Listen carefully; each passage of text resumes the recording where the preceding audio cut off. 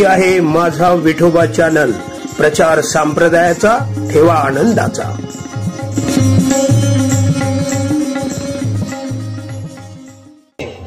असा पक्षी कोण आहे ज्याची उंची 6 ते 6.5 फूट आहे, ज्याला 4 हात आहे, 2 पाय आहे, जो जमिनीवरूनही चालू शकतो, आकाशामधूनही उडू शकतो, त्याचा आकार इतका टन आहे.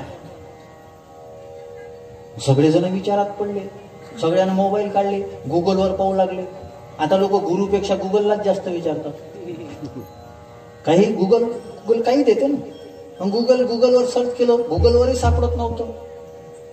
तो परीक्षा घेणारा सांगू लागला, काळजी करू नका, मी काही घाई करत नाही, एक काम करा, 7 दिवसामध्ये उत्तर शोधून आणा, 7 दिवसानं पुन्हा आपण इथं भेटू. 7 दिवसानंतर उत्तर शोधून आला. 7 दिवसांनी सगळे जमले, सगळ्याचे चेहरे पडलेले होते. याने प्रश्न विचारला, पुन्हा हाच प्रश्न विचारला, कोणाला उत्तर माहित आहे, एकानं हात वर केला, एकानं हात वर केला. सगळेजण अचंबात पडले, म्हणे आम्ही एवढं शिकलो नाही, यानं कसा काय हात वर केला, आम्हाला नाही समजून राहिलं, यानं कुठे शोधलं. आम्ही सगळे ग्रंथ शोधले, सगळीकडे जाऊन पाहिलं, त्या डिस्कवरी चॅनलवरही पाहिलं का असा प्राणी कोणी दाखवला का, बॉस सगळे एपिसोड पाहिले, आम्हाला सापडला नाही, याला कसा काय सापडला. सगळेजण उत्तराची अपेक्षा करू लागले. त्या परीक्षकानं उत्तर विचारलं, म्हणे सांग तुला माहित आहे ना, उत्तर सांग. त्यानं सांगितलं, म्हणे साहेब जगामध्ये असा पक्षीच नाही आहे. त्याला नोकरी लागली, कारण की तसा पक्षीच नव्हता. मग संतांचा महिमा वर्णन करा म्हणता, पण मग संतांचा महिमा वर्णन करण्याकरता शब्दच बनले नाही ना. पण हे तुकाराम महाराजांचं मोठेपण आहे. तुकाराम महाराजांची एक हातोटी आहे. तुकाराम महाराज म्हणतात काहीही मागत नाही, पण सगळंच मागून घेतात. तुकाराम महाराज म्हणतात आम्हाला सांगता येत नाही, इथे शब्द आहे, वर्णावया पार महिमा त्यांचा, म्हणजे महिम्याचा पार कोणता आहे ती अवघड आहे, पण महिमा सांगता येत नाही असं थोडी आहे. तुकोबार आहे, काय आहे संतांचा महिमा, संतांचा एक अतिशय उत्कृष्ट असा महिमा जगद्गुरु तुकाराम महाराज अभंगाच्या पहिल्या चरणात संतांचे सुख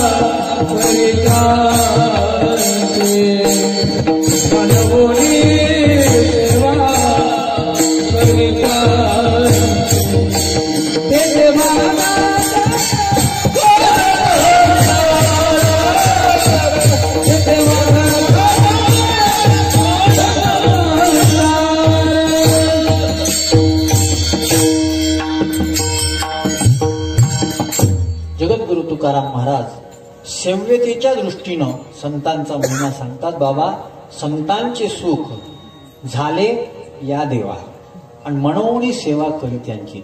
जगामध्ये सगळ्यात मोठा देव, आणि देव जर ज्याची सेवा करत असेल तर तो किती मोठा, हा महिमा आहे. सगळेजण पंतप्रधानाला मानतात, पण पंतप्रधान जर एखाद्या माणसाला मानत असेल तर तो माणूस किती मोठा असेल, तो माणूस किती मोठा असेल. इथे शब्द बघा, थोडस 2 पद्धतीने चिंतन करावं लागेल. संतांचे सुख झाले या देवा असा जर अर्थ घेतला, मग देव कोणता,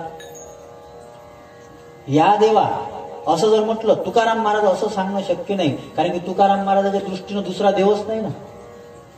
या देवा म्हटल्यानंतर मग कोणता देव, इथं अर्थ असा घेतला तरी बरं होते.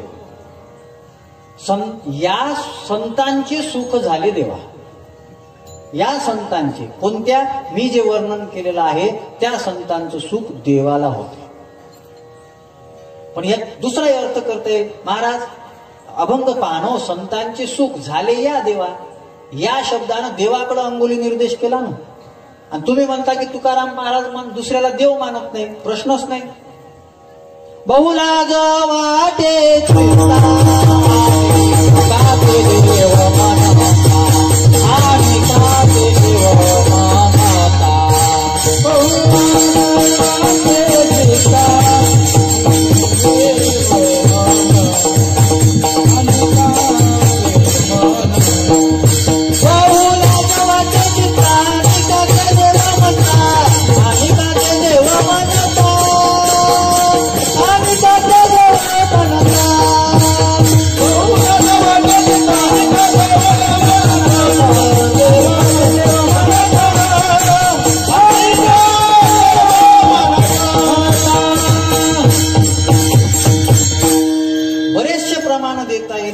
तुकाराम महाराज दुसऱ्याला देव म्हणायला तयार नाही.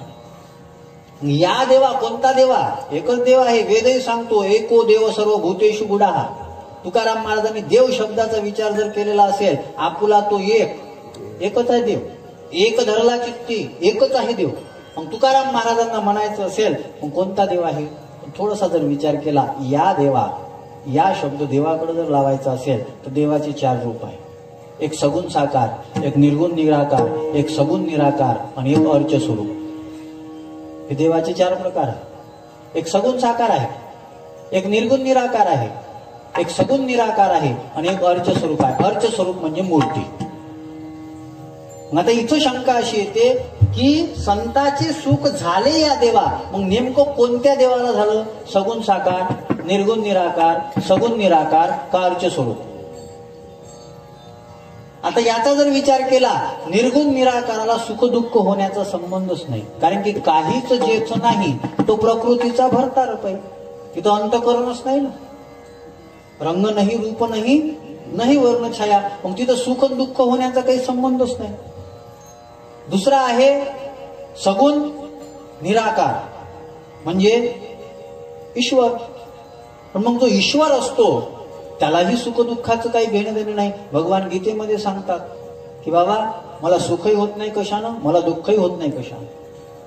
मग एक आहे सगुण साकार. सगुण साकाराला सुख दुःख होऊ शकते. तुम्ही रामायणाचाच थोडासा विचार करा. रामायणाचा जर थोडासा विचार केला, प्रभू रामचंद्र ईश्वरच होते ना, मग प्रभू रामचंद्राला सुख दुःख नाही का? वनांतरी रडे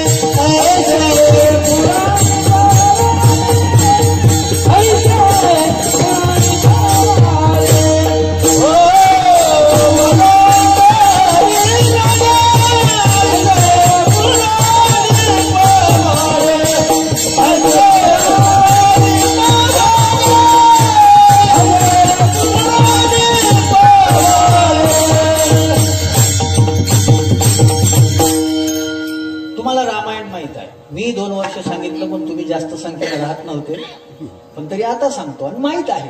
भगवान जेव्हा दंडकारण्यामध्ये होते तेव्हा रावणानं सीतेचं अपहरण केलं तर भगवान रडत होते. रडणं म्हणजे दुःख होणं. मग देवाला दुःख होत नाही का?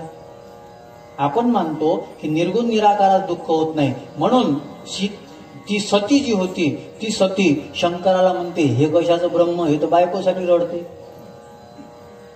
सतीनं शंका घेतली, तिचं बरोबर होतं. निर्गुण जे असते त्याला सुख दुःखाचा संबंध नाही. ब्रह्म जर त्याला म्हणता तर त्याला सुख दुःखाचा संबंध नाही. पण देव सगुण साकार जेव्हा होतो, अवतार जेव्हा घेतो, अवतार आल्यानंतर त्याला सुख दुःख होतात ना, सुख दुःख होतात ना. या या या बोलण्यावर 3 अडचणी आहेत. एक, तुम्हीच तर देवाचं वर्णन केलेलं आहे. देव कसा आहे? कारण की तुम्ही कीर्तनाची सुरुवात करतानाच म्हणता ना सर्व सुखाचे आगर. मग सर्व सुखाचा जर तो आगर आहे, मग त्याला कसं काय सुख होते? मग त्याला जर सुख होत असेल तर तो दुःखी आहे का? कारण की सुखाला कसं काय सुख होते?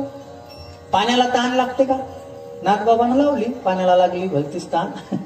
त्याचा अर्थ वेगळा आहे. पाण्याला कधी तहान लागते का? अन्नाला कधी भूक लागते का? अग्नीला कधी ताप होतो का? परमात्मा कसा आहे? सुखरूप ऐसा दुजा कोण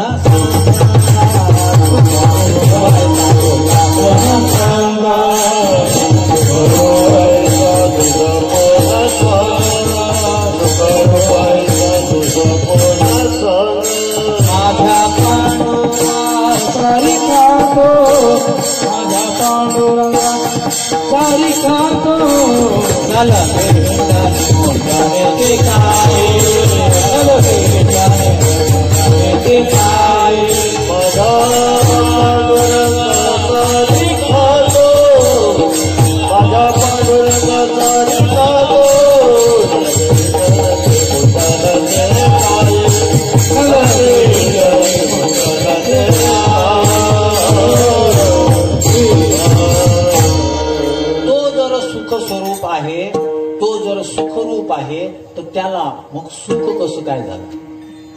त्याला सुख कसं काय झालं सांगा. मग तुम्हीच तर म्हणता का तो सुखरूप आहे, मग तुम्ही खोटं बोलता. तर मग हे नेमकं काय आहे? संतांचे सुख झाले या देवा. दोन देवाला सुख होऊ शकते.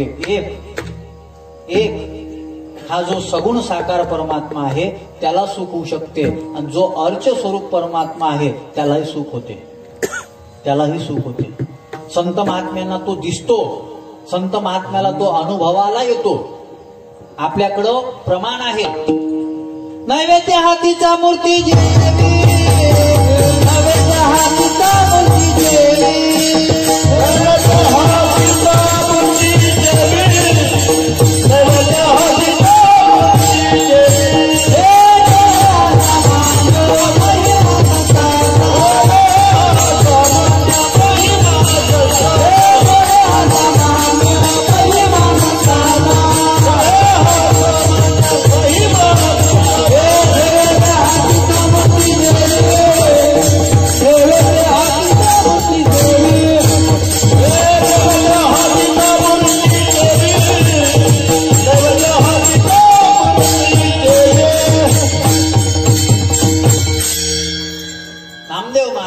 चरित्र आपल्या डोळ्यासमोर आहे.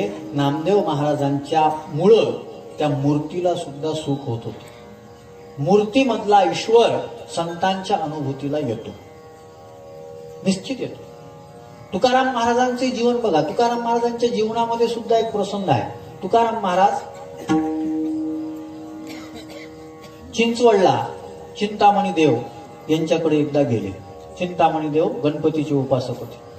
मग गणपतीचे उपासक होते. तुकाराम महाराज आले, आणि तुकाराम महाराज आल्यामुळं चिंतामणी देव म्हणतात, तुकोबा आले तुम्ही, आता आले तर एक काम करा, जेवण करूनच जा, जेवण करून जा.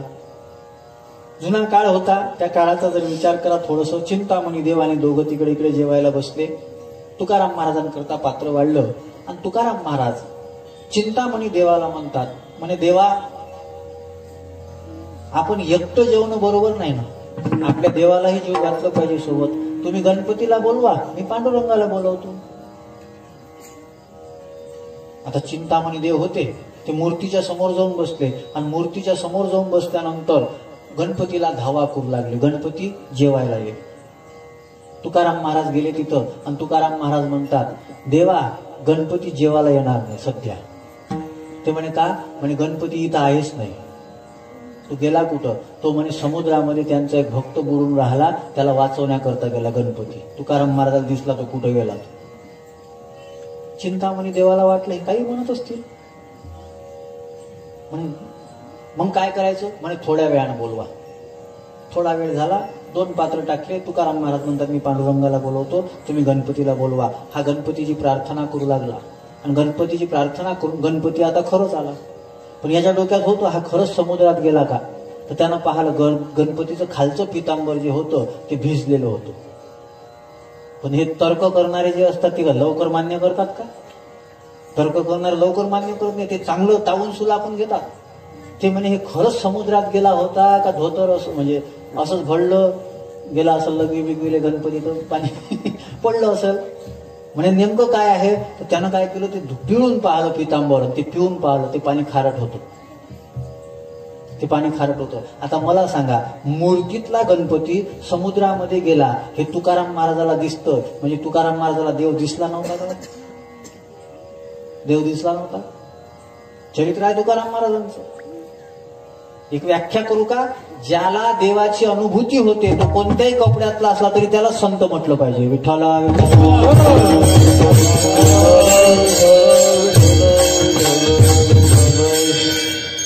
म्हणजे अर्च स्वरूपालाही सुख होते. अर्च स्वरूपालाही सुख होते. तुम्ही विचार करा ज्या वेळेस पंढरपूरच्या पांडुरंगाच्या मंदिरामध्ये तुकाराम महाराजांसारखे, चोखोबारायासारखे, नामदेव महाराजांसारखे, एकनाथ महाराजांसारखे संत जात असतील त्यांना किती आनंद होत असेल. म्हणजे या संताचं सुख दोन देवाला होते. एक म्हणजे सगुण साकाराला होते आणि एक म्हणजे अर्च स्वरूप असणाऱ्या त्या मूर्तीला सुद्धा या संताचं सुख होते. पण महाराज शंका एक कायम आहे. संताचं सुख देवाला होते मग संताचं सुख देवाला जर होते तर संत सुखरूप नाही का? संत सुखरूप आहे. कोणता देव सुखरूप आहे? आनंद अद्वय नित्य निरामय. हे जे निर्गुणाचं वर्णन केलेलं आहे तो आनंद रूपच आहे. पण मी मगाच सांगितलं की जो परमात्मा अवताराला येतो मग मनुष्य देह धारण करतो तर मनुष्य देहाचे जे काही भाव असतील ते त्याला लागतात. त्याला निश्चित लागतात. मग त्याला जर ते भाव लागलेले आहे तर ते भाव लागल्यानंतर मग त्याला सुखही होते दुःखही होते. दुसरं कारण सुख होण्याचं दुसरं कारण माणसाची इच्छा पूर्ण झाली तर त्याला सुख होते.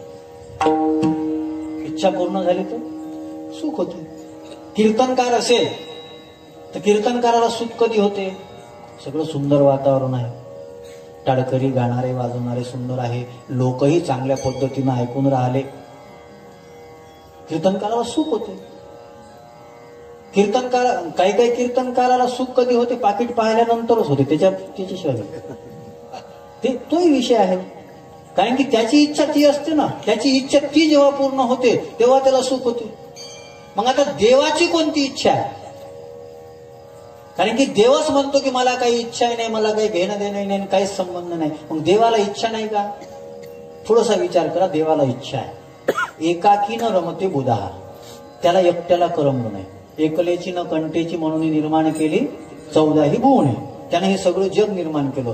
त्याला एकट्याला करमलं नाही. त्याला वाटत होतं यांना निर्माण करावी, सृष्टी निर्माण करावी, मग ती सृष्टी माझा विचार करेल.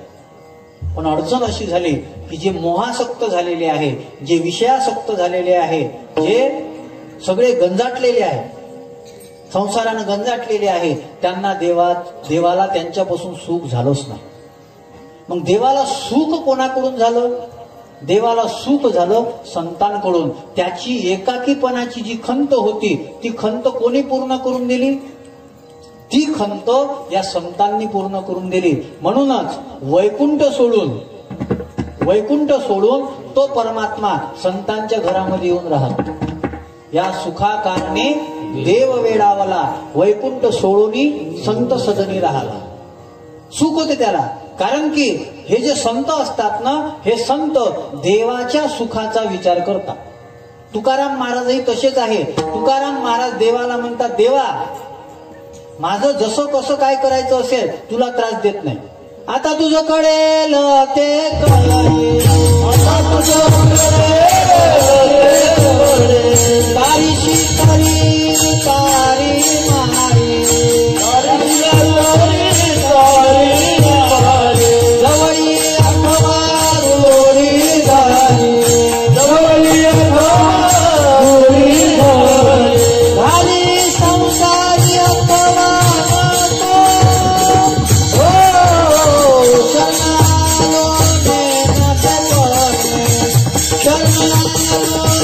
शरणागती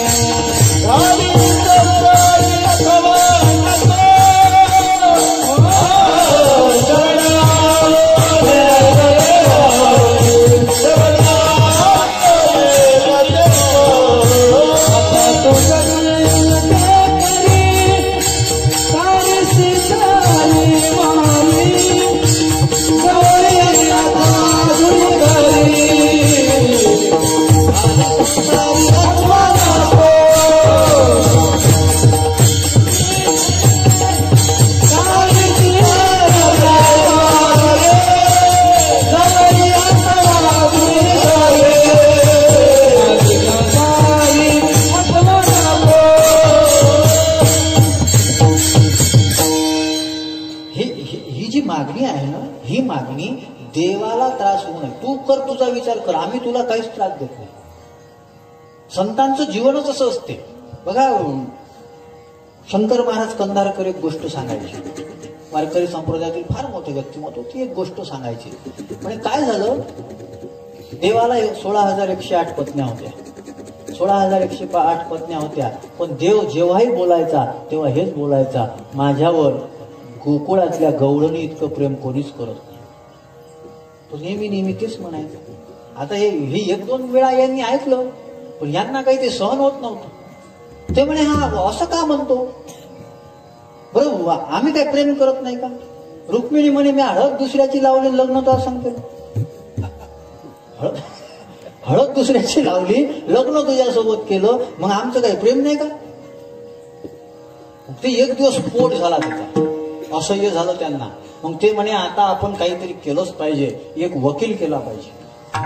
वकील कोणाला करायचं याने वकिलाचं नाव घेतल्याबरोबरच विना वाजला. आले बा नारद. वकील काम करायचं म्हटलं का नारद पहिलेच येते. नारद आले आणि हे म्हणू लागले, का हो नारदजी, तुम्ही साधू आहात, संत आहात, म्हणजे तुमच्या देवाला काही सांगा ना. काय झालं म्हणजे आमचा आक्षेप आहे त्याच्यावर. आम्ही त्याच्याकरता सगळं सोडून दिलं, त्याच्यासोबत लग्न केलं, आम्ही त्याच्यावर इतकं प्रेम करतो, पण त्या आम्हाला टोमणं त्या गवळणीच देते. त्या गवळणीसारखं माझ्यावर कोणीच प्रेम करत नाही, त्या गवळणीसारखं माझ्यावर प्रेम कोणीच करत नाही. नारद म्हणे, एक काम करतो, काय, मी त्याला जाब विचारतो. नारद गेले. नारद गेल्यानंतर नारद म्हणून नारद काही जाब विचारणार त्याच्या पहिले देवानं सोंग करणं सुरू केलं. देवानं जे पोट दुखायचं सोंग करणं सुरू केलं आणि जोरानं आवाज दिले, नारदा, नारदजी, आता काही खरं नाही, आता काही जगत नाही मी, आता नाही जगत. नारद म्हणे, देवा काय झालं? झालं काय? म्हणे, माझं खूप पोट दुखून राहिलं. म्हणे, मग एक काम करू का? काय? राजवैद्याला बोलू? ते म्हणे, त्याच्यापाशी दवाई नाही. ते म्हणे, मग गॅस्ट्रोएंट्रोलॉजिस्ट, पोटाचा तज्ञ, त्याला बोलावू का? ते म्हणे, काय कोणालाही बोलवलं तरी बसत नाही. मग काय करावं लागेल? म्हणे, माझ्यापाशी इलाज आहे.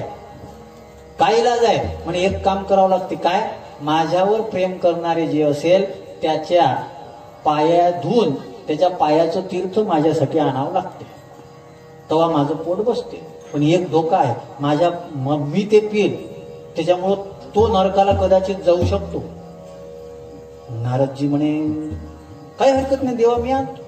मग नारदजी निघाले जाण्याकरता निघाले. मोठ्या मोठ्या महंतापाशी गेले, महामंडलेश्वरापाशी गेले. ते म्हणे, एक काम करा, देवाचं पोट दुखून राहिलं, तुमच्या पायाचं तीर्थ द्या, पण एक धोका आहे, नरकाला जात. ते म्हणे, आम्ही नाही जात ते नरकाला, त्याचं दुखू द्या, आम्ही नाही जात.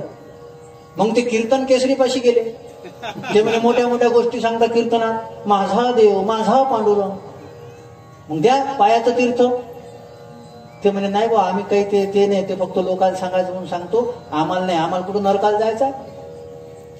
सगळ्यापाशी गेले, कोणीच तीर्थ द्यायला तयार नाही. शेवटी बायकापाशी आले. बायकांना सांगू लागले, म्हणे, अशी अडचण आहे, त्याचं खूप पोट दुखून राहिलं. आणि त्याचं पोट दुखून राहिलं, मग एक काम करावं लागते. काय? तुमच्या पायाचं तीर्थ द्या, त्यानं जर घेतलं तर ते तीर्थ जर त्यानं पिलं तर त्याचं पोट बरं होईल, पण तुम्हाला दोष लागू शकतो. ते म्हणे, आमचा नवरा आणि त्याच्यात देव, आणि आम्हीच त्याचे पाय धुवून पाणी प्यायला पाहिजे, आमच्या पायाचं पाणी त्याला दिलं तर आम्ही नरकाला जाऊ ना, आम्ही नाही देत. आलो मग नारदजी वापस आले.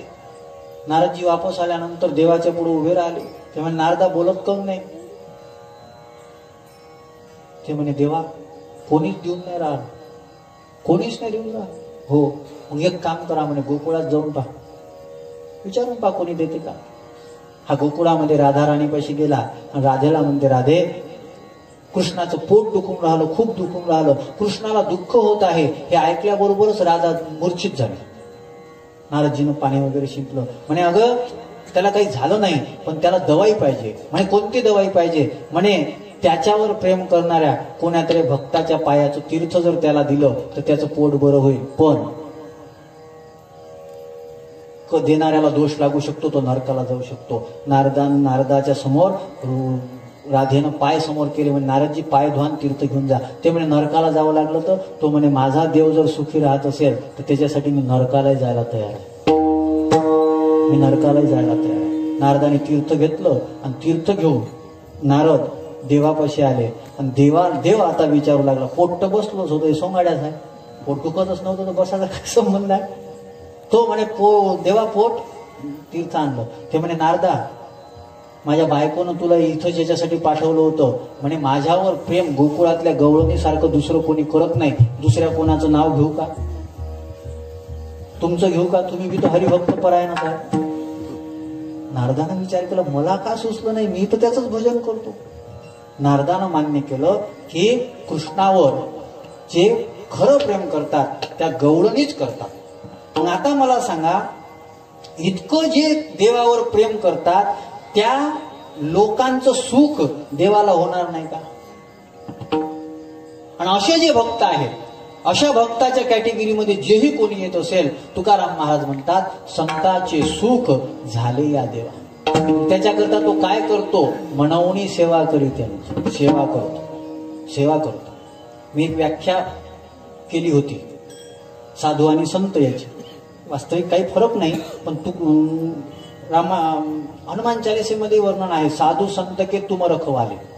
साधू संत का म्हटलं, याच्यामध्ये थोडासा फरक आहे. साधू तो असतो की जो देवावर प्रेम करतो, पण संत तो असतो देव त्याच्यावर प्रेम करतो. साधू तो असतो जो देवाची पूजा करतो आणि संत तो असतो देव त्याची पूजा करतो. आणि अशा संताची काय करू शकतो देव, काय करू शकतो, तुकाराम महाराज म्हणतात त्याची सेवा करतो. सेवा कोणती करतो, कोणती सेवा करतो? तुकाराम महाराजांचं मत असं आहे की जी सेवा त्याला सांगितली ती करतो. आमच्याही पैसे बरेच लोक येतात, महाराज आम्हाला काहीतरी सेवा द्या ना, सप्ताहात द्या ना, ठीक आहे ना, करा. मग महाराज तुम्ही सांगतच नाही आम्हाला, मग एक काम करा, काय, मंडप झाडून द्या. ते म्हणते मी एम.ए. झालो ना, मंडप. मग आपण सेवा करत असताना कोणती सेवा याच्याकडे पाहतो ना. पण मग देव संतांची सेवा करतो, कोणती, अहो देव संतांची सेवा करतो याच्यामध्ये नवल नाही. संतांचे जे दास होते त्यांची सेवा करतो. दास सेवकाचा होय साचा, दास सेवकाचा होय साचा,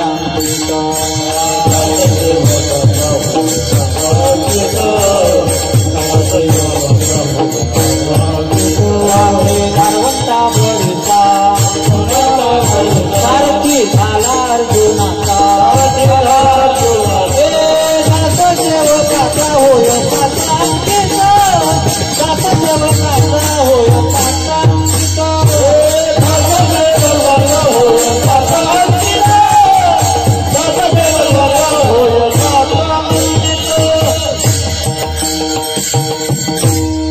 तुकाराम महाराज म्हणतात कोणती सेवा करतो. मी थोडंसं महाभारतामधलं प्रसंग पहा.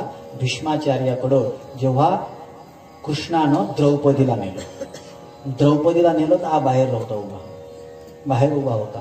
बाहेर काय करत होता, द्रौपदीच्या चपला वागवत होता. आता मग चपला वागवणं काय चांगलं काम आहे का? चपला वागवते का कोणी कोणाची? हा चपला म्हणजे किती काम. अहो कोणतंही काम करण्याकरता साधा वया भक्ती काज नाही लाज धरीत. तो लाजच करत नाही. कोणतं काम करायचं, कोणतंही काम करू शकतो. त्या चोखोबारायाच्या पत्नीचं बाळचपणच केलं. आता याला काय कमी होतं, याला फोन लावला असता, हॅलो मी पांडुरंग बोलतो, पाठव धन्वंतरी, काहीतरी पाठव, गेलं नसतं का कोणी. पण यालाच संतांच्या संदर्भामध्ये जर कोणी असेल तर त्याची सेवा करण्याकरता याला खूप आनंद होतो. का हो महाराज, तुम्हीच तर आता सांगितलं का तो कसा आहे, निर्गुण आहे. तो सेवा करतो म्हणजे नेमकं काय करतो. तुकाराम महाराज म्हणतात निर्गुण आकार झाला गुणवंत. तो गुणवंत झाला, पण काय कोणती सेवा करतो, कालीदंडवता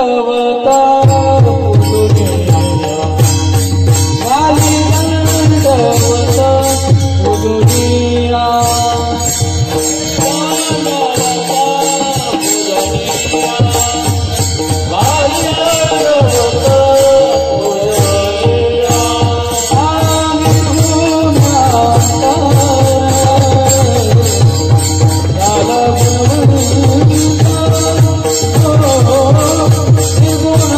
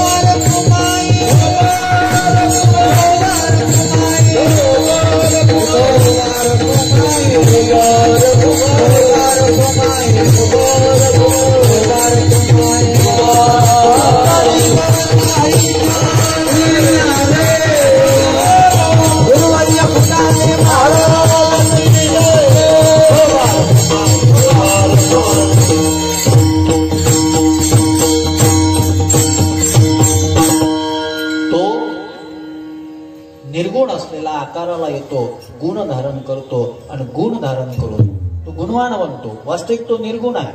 गुण शब्दाचे दोन अर्थ घेता येईल. सत्व रजतम याचाही गुण म्हणून आपण विचार करतो आणि कोणी आपल्याला हवा हवासा वाटत असेल तर गुणवान असेल तरच हवा हवा वाटतो ना. गुणवान असेल तरच हवा हवा वाटतो. कोणीही कोणत्या पकवाजाला बोलवेल, गुणवान असेल तर बोलवेल ना. दुखतोय खुब्यात वाजून राहिला कोण. कोणीही विचार करत असताना गुणवानाचा विचार करतो, हा गुणवंत झाला. वाण हे कमी आहे, विपुल गुणानं जर संपन्न असेल तो गुणवान आहे. त्याच्याकडे 6 गुण आहे. मग तो गुणवान जरी झाला पण गुणवान होऊन काय करतो, विष्णू जोडी कर माथा वंदी रजहर, असुर जयाने घातले तोडरी, आम्हाशी तो करी, आम्हाला तो प्रणाम करतो. कितीतरी कथा तुम्हाला सांगता येईल, मला विस्तार करायचा नाही. मला अभंग थोडक्यात तरी पूर्ण करायचा आहे. 5-7 मिनिटं आहेत माझ्याकडे. तुकोबाराय म्हणतात, बाबा तो सेवा करण्याकरता निर्गुण आकार होतो, निर्गुणाचा आकार घेतो आणि गुणवंत होतो. गुणवंत होऊन आमच्या प्रणाम करतो. जया पूजिले आदरे पांडुरंगे, विमानस्थ केले प्रयाण प्रसंगे. पूजा करतो तो आणि पूजा करून पहिल्या चरणामध्ये सेव्यतेच्या दृष्टीनं महिमा सांगितला, 3ऱ्या चरणामध्ये पूज्यतेच्या दृष्टीनं महिमा सांगितला आणि 4थ्या चरणामध्ये पवित्रतेच्या दृष्टीनं महिमा सांगतात. तीर्थे त्यांची इच्छा करती नित्य काम. तीर्थ ते आहेत की ज्या तीर्थांमध्ये स्नान केल्यावर आपण पवित्र होतो. यामध्ये नवल नाही. वाचे म्हणता गंगा गंगा सकळ दोष जाती म्हणून त्याचं नाव जरी घेतलं तरी आपले दोष निघून जातात. पण ते तीर्थ आपल्यासारखे महानुभव जातात तर ते अपवित्र होतात. मग त्यांची अपवित्रता घालवण्याकरता ते तीर्थ तीर्थे तया ठाया येती पुनित व्हावया, पर्वकाळ पाया तळी वसे वैष्णव. वैष्णवाच्या पायाखाली पर्वकाळ राहतो. ते सगळे तीर्थ पवित्र होण्याकरता कुठे जातात, संतांकरता जातात. म्हणजे तीर्थ पवित्र आहे, पण तीर्थांनाही पवित्र करणारे जर संत असतील तर संत किती पवित्र असतील, किती पवित्र असतील. पवित्र सोवडी तीच एक भूमंडळी. तुकोबाराय शब्द वापरतात. पवित्र जर कोणी असेल तर तेच आहे, तेच पवित्र आहे. थोडासा विचार करा. तुकोबाराय आणि कृष्ण परमात्मा, कृष्णानं धर्माकरता का होईना असत्याचा आधार घेतला, पण तुकाराम महाराज मान्य करत नाही. तुकाराम महाराज युधिष्ठिराला नावच ठेवतात. तुकाराम महाराज म्हणतात, त्यानं कशाही करता जरी केलं असेल पण मला मान्य नाही, त्यानं असत्य घेतलं. किती पवित्रता आहे, किती पवित्रता आहे. त्यांच्यासारखे कोणीच पवित्र नाही. ते तीर्थांनाही पवित्र करू शकतात. तुकाराम महाराज पवित्रतेच्या दृष्टीने सांगतात. पण तुकाराम महाराजांच्या लक्षात आलं, आपले अभंग सामान्य लोक वाचणार आणि सामान्य लोकांना हे काही समजत नाही. कारण की पारमार्थिक मान्यता ही वास्तविकता लोकांकरता महत्वाची नाही, सांसारिक मान्यताच लोकांकरता महत्वाची आहे. सांसारिक मान्यता. मी तुम्हाला एक सोपं उदाहरण देतो. सोपं उदाहरण आहे. सगळ्या शास्त्रांनी, सगळ्या संतांनी मनुष्य देह ज्याला प्राप्त झालेला आहे त्याला भाग्यवान म्हटलं. भाग्य आले ती मनुष्य देहा. भरतखंडी नरदेह प्राप्ती हे तो परम भाग्याची संपत्ती. गोस्वामी तुलसीदास महाराजही म्हणतात, बडे भाग मानुष तन पावा. झालं, ठीक आहे सगळं. मनुष्य देह ज्याला भेटलेला आहे तो भाग्यवान आहे. एकदा काय झालं, एक माणूस रस्त्यानं चालला, त्याला मूळबाळच होत नव्हतं. मूळबाळ होत नाही, तो रस्त्यानं चालला, दुःख होतं. आता दशरथालाही दुःख होतं ना, पुत्र हिनस्य मे राज्य सर्व दुःखाय कल्पते. दशरथालाही दुःख होतं, तसं यालाही दुःख होतं. आणि तो रस्त्यानं जाता जाता त्याला एक पुत्री दिसली, तिला 5-6 पिल्लं होती. हा काय म्हणे, पुत्री किती भाग्यवान आहे, तिले 5-5 लेकर आहे, मला एकही नाही. आता पारमार्थिक वास्तव हे आहे की याला मनुष्य देह प्राप्त झाला, हा भाग्यवान आहे. व्यावहारिक मान्यता, याला कुत्री भाग्यवान दिसते, याला कुत्री भाग्यवान दिसते. मग हे सगळं मी सांगतो की संतांची सेव्यता इतकी मोठी आहे, संतांची पूज्यता इतकी मोठी आहे, संतांची पवित्रता इतकी मोठी आहे. पण लोकांना संत कसे पाहिजे, ते प्रसिद्ध किती आहे, ते आपल्याला देऊ काय शकतात. तुकाराम महाराज म्हणतात, त्याही दृष्टीनं ते महिमावानच आहेत. कारण अष्टमहासिद्धीचा कोण आला पाड. त्यांच्याकडे अष्टमहासिद्धी आहे. रिद्धी, घरदार, धन, संपत्ती, याला रिद्धी म्हणता येईल. मग रिद्धी जर चिल्लर समजलं तर सिद्धी 2000ची नोट आहे. सिद्धी 2000ची नोट आहे. आणि संताकडे एक सिद्धी नाही, हनुमंतराय अष्टसिद्धी. आणि भागवतामध्ये अष्टसिद्धी सांगितली. अनिमा, लघिमा, गरिमा, महिमा, प्राप्य, प्राकाप्य, ईशित्व, वशित्व, 8 प्रकारची सिद्धी आहे. संतांकडे हे सिद्धी आहे. आणि लोक नमस्कार कोणाला करतात, हे पूज्यता आणि हे याला लोक नमस्कार करत नाहीत. लोक नमस्कार कशाला करतात, मला एक गोष्ट सांगा, सोपी गोष्ट सांगा. आपण प्रसिद्ध कीर्तनकाराच्या कीर्तनाकरता गर्दी जास्त करतो का शुद्ध कीर्तनकाराच्या कीर्तनाकरता गर्दी जास्त करतो? प्रसिद्ध. मग आपण महत्व कशाला दिलं, मान्यता, मान्यतेला महत्व दिलं. पण एक वाक्य बोलू का, संसारातला सर्वश्रेष्ठ जरी असला, परमार्थातल्या कनिष्ठ व्यक्तीच्या समोर तो नालायक आहे. तो नालायक आहे, किती सर्वश्रेष्ठ असेल. कारण की संसारातली जी सर्वश्रेष्ठता आहे ती टिकणारी नाही, तो भास आहे. एकीकडं तांब्यात पाणी आहे, तांब्यामध्ये पाणी आहे, आणि एकीकडं सागर आहे पण मृगजळाचा आहे. मला सांगा, मृगजळातला सागर महत्वाचा का तांब्याभर पाणी महत्वाचं? पाणी तांब्याभर जरी असलं तरी तहान भागवणार आहे. मृगजळातलं जे सागर आहे तो आपल्या काही उपयोगाचा नाही. संसारिक अवच्छेदकानं आलेलं मोठेपण नष्ट होणार आहे. पण पारमार्थिक लोकांची अडचण एकच आहे, लोक वास्तवता स्वीकारत नाही, मान्यतेला महत्व देतात. मान्यता लोकांच्या बदलत नाहीत. म्हणून तुकाराम महाराजांना म्हणावं लागलं, अष्टमहासिद्धीचा कोण आला पाड. कारण की संतांना सिद्धी, रिद्धी सिद्धी आवडत नाहीत. सिद्धी लावी पिसे कोणतया पुसे. तुका म्हणे, अहो प्रपंच गाडा, थोरली ते पिढा रिद्धी सिद्धी. संत महात्म्यांना मान्य नाही, पण त्यांना याचा वापर करावा लागला. जगोद्धारासाठी धरिला अवतार, मिरवला बळीवार सिद्धाईचा. त्या सिद्धाईचा वापर त्यांना करावा लागला. त्या गोरक्षनाथ आणि मच्छिंद्रनाथाच्या याच्यामध्ये एक छोटीशी गोष्ट आहे, ती सांगतो उदाहरण म्हणून आणि सेवेला विराम देतो. काय झालं, गोरक्षनाथ आणि मच्छिंद्रनाथ हे दोघं जण कुठेतरी गेले. भूक लागलेली होती, भिक्षा मागण्याकरता. गोरक्षनाथ हे शिष्य होते, मच्छिंद्राने गोरक्षाशी केला. मग गोरक्षनाथ नेहमी भिक्षा मागण्याकरता जायचे आणि भिक्षा मागण्याकरता जायचे. एक दिवस मच्छिंद्रनाथाने म्हटलं, रोज रोज तूच जातो, आज मी जातो, आज मी जातो. तो म्हणे, जाऊ द्या ना तुम्ही, जाऊ नका, गाव मोठं खट्याळ आहे, जाऊ नका तुम्ही. म्हणे नाही, आज मी जातो. गेले मच्छिंद्रनाथ, आणि मच्छिंद्रनाथ गेले. मच्छिंद्रनाथाला कोणच भिक्षा दिली नाही. मच्छिंद्रनाथाला कमीपणा वाटला. म्हणे, माझा शिष्य आणतो मला काहीच भेटलं नाही. त्यांना वाटलं एक काम करू काय, लोकाला म्हणू लागले वाटीभर फक्त शिधा द्या, तुम्हाला ब्रह्म दाखवतो. लोक म्हणे तुला ब्रह्म दाखवता येते तर पोट नाही भरता येत का? तुला ब्रह्म जर दाखवता येते पोट भरता येत नाही का? चल हो ग बाहेर.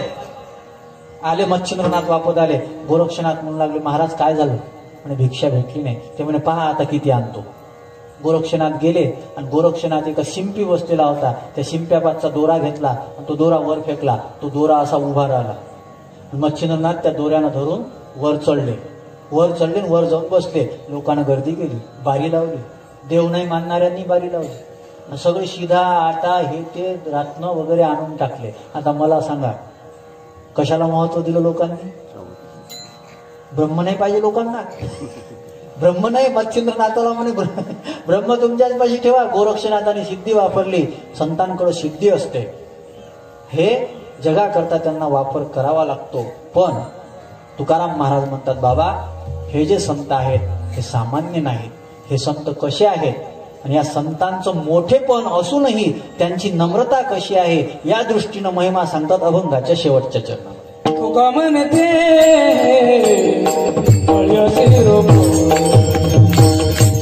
तुका म्हणते